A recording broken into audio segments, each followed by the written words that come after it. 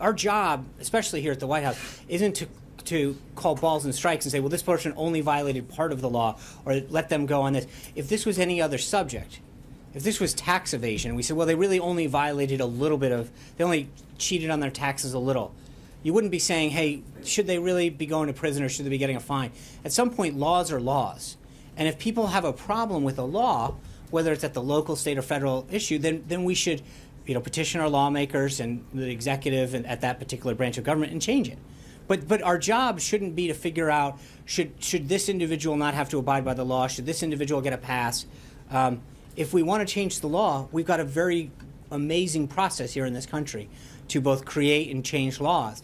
And so I don't want to comment on the specifics of any one case, because I think that then puts the White House in a position of deciding, who is following the law and who isn't, and who should get a pass. The bottom.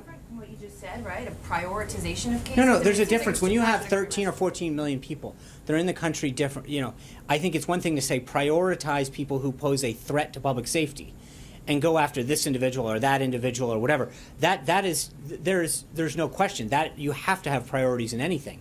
What do you do first? What do you do second? What do you do third? And when you're talking about 13, 14, 15, potentially more millions of people in this country, the president needed to give guidance, especially after what they went through in the last administration, where there were so many carve-outs that ICE agents and CBP members had to figure out each individual whether or not they fit in a particular category, and they could adjudicate that case. The president wanted to take the shackles off individuals in these agencies and say, you have a mission, there are laws that need to be followed, you should do your mission and follow the law.